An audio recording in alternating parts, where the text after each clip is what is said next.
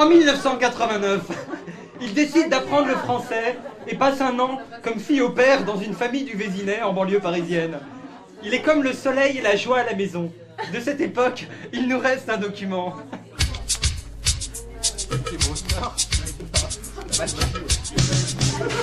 Elle voit souvent rouge avec sa bouche. Derrick. On est sous le chat dans son cœur sans flamme. Elle joue toute la gamme. Derrick. Je ne sais qu'elle fait toujours bon. En soit mon pyjama, elle est la même. Elle chante très bien, change de famille, mais elle ne change pas. 23 décembre 1990. Alors qu'il rentre du Market 2000 en Passat, son ordinateur de bord fait rien qu'à raconter des conneries. Il enfile une perruque à boucles et décide de brancher sa guirlande de Noël sur l'allume-cigare. De cette époque, il nous reste un document.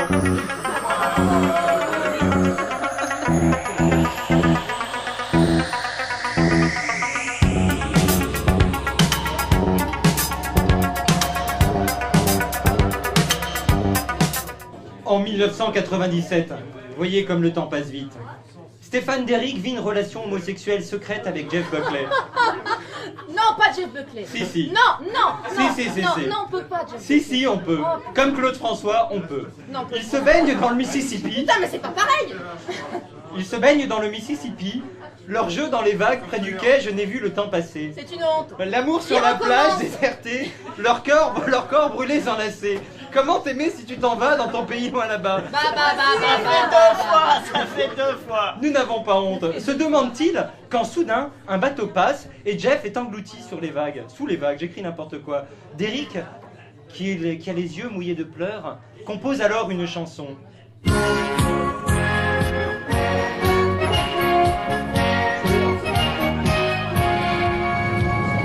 Jeff Buckley, Stéphane Derrick. Le symbole de la liberté. Il est né sur les bords du fleuve Mississippi. Tom Sawyer, c'est nous tous un ami. Il est tout prêt. Le 11 septembre 2001, il décide de prendre l'avion pour New York. Tout se passe normalement. Le lendemain, le 12 septembre 2001, une vieille vole un kebab à un jeune Turc récidiviste en plein Munich. Il revient aussitôt sur place, mais on décide de l'écarter de l'enquête. Furieux, il se tire une balle dans la tête. Elle atteindra sa tête en 2008. Il meurt aussitôt. Derrick aura enfin rejoint son public.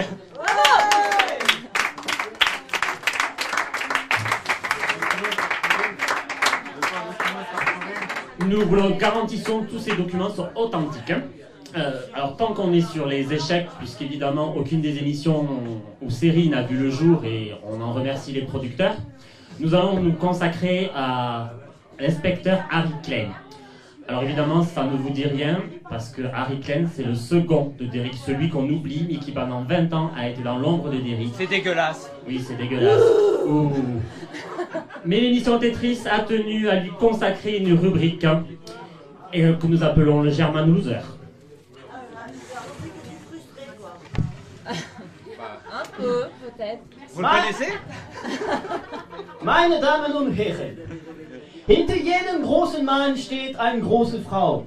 Derrière chaque grand homme, il y a une grande femme, disait un commentateur politique allemand lors d'un sommet du G7, en ne parlant pas de qui vous savez.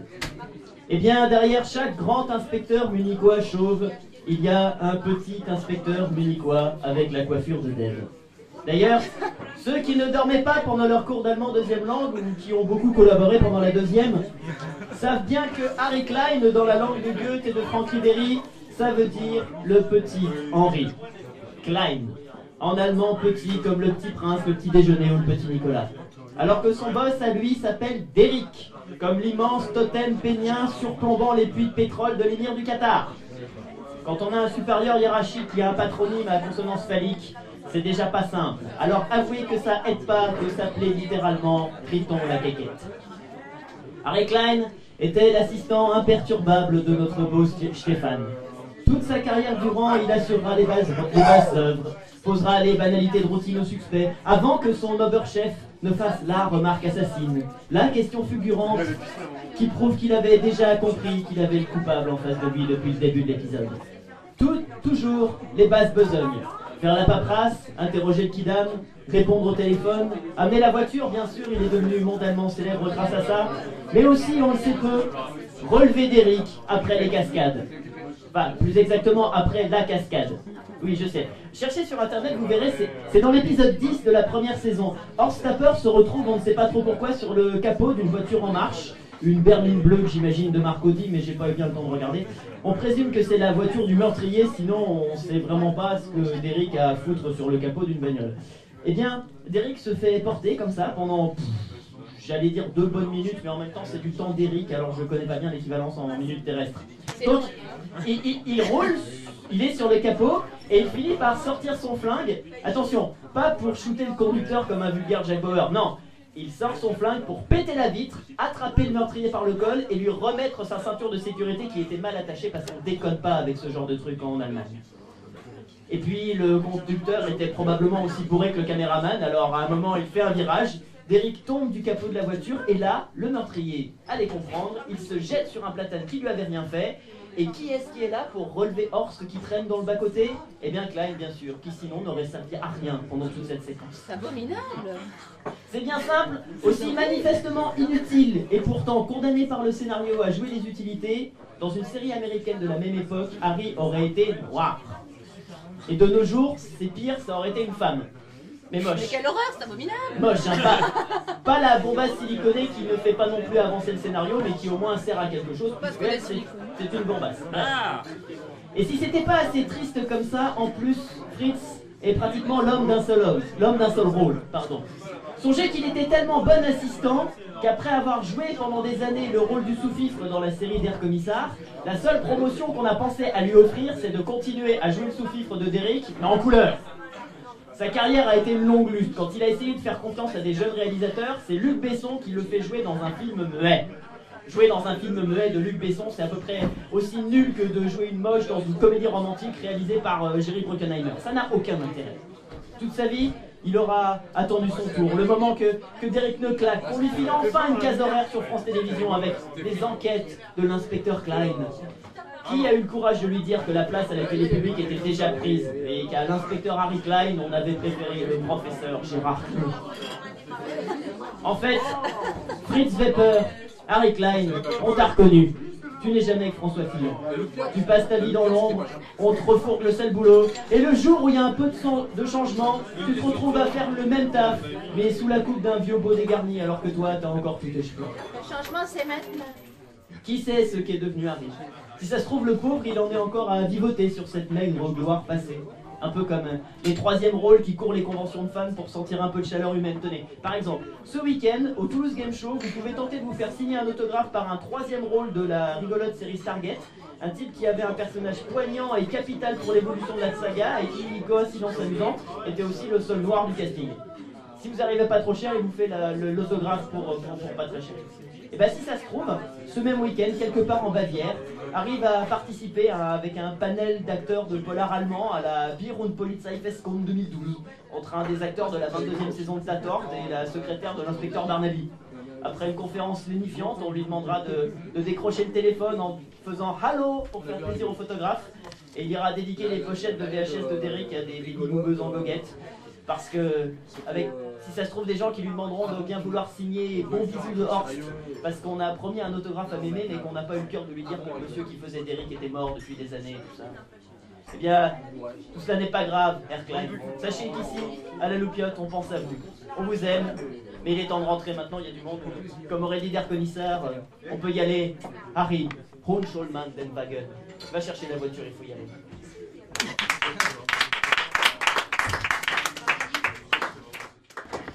Donc nous avons tous connu bien sûr l'inspecteur Derrick dans son rôle de policier, d'inspecteur principal à Munich, mais il faut savoir qu'avant d'être policier reconnu émérite et qu'il a réussi à endormir la moitié de la France avec ses épisodes, Stéphane Derrick a été un acteur porno. Oui, mesdames et messieurs. Non. Oui, vous pouvez être choqués. Il a été la Clara Morgan au masculin de l'Allemagne. Oui, mesdames et messieurs, oui, c'était un cochon. Oui, je tiens à le répéter. C'était une salope! Avez-vous des images? Oui, nous avons des images. Bonsoir. Bonsoir. Bonsoir. Oh oui. Ouh. Le porno de Derrick. You prick ta tub.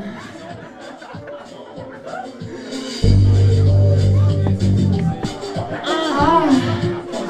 Résumé des épisodes précédents. Épisode 59. Enlève-moi vite mon pull en mohair. Angela et Marc, elle, deux époux fugueux, se déshabillent avec force et tendresse afin que Marc puisse réparer la photocopieuse, la machine à café, l'aspirateur, le tire-bouchon, le tampon, du tableau noir de l'entrée. Le pull en mohair vient d'être éjecté de Marc. J'en mouille. Changeons de partenaire. Oui, oui, c'est ça, oui. Enlève-moi mon tamar. Oh oui. Plus doucement. Je fais ce que je peux, mon mignon. Enlève-moi ma culotte qui est lente. Oh, mais qu'est-ce que je sens là. Une couche confiance. Oh oui, mon pipi, oui. Oh, Angela, il y a des empreintes de pas dans ta couche, ne bouge pas. Je vais mener l'enquête. Oh oui, l'enquête. C'est une grande taille. Oh oui, la taille dans une pipe. Oh, gourmande, c'est du 34,5. Oh oui. Oh, 34,5. 34,5 plus 34,5 plus 34,5 égale... 69. Allez, veuillez nous excuser pour l'interruption intempestive et momentanée de ce programme. Ça commençait à être un peu chaud.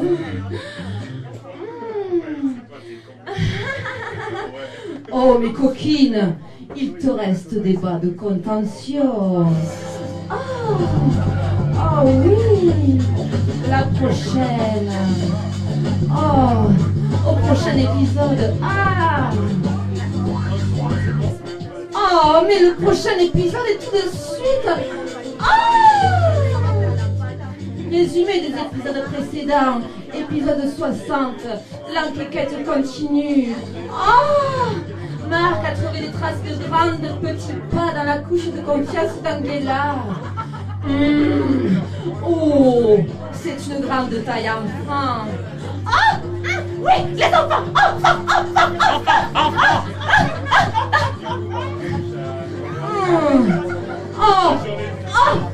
Oh, mais dis donc, tu perds drôlement.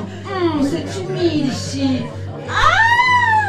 T'as coulé le petit Grégory. Oh oui, Grégory.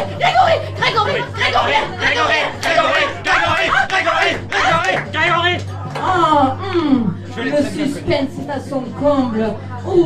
La suite au prochain épisode. Le prochain épisode 62. La salope. Angela aime les sextoys. Marc se demande si Angela était une meurtrière dans sa jeunesse. Oh oui, je me demande. La suite. Au prochain épisode. Le prochain épisode est dessus. La salope.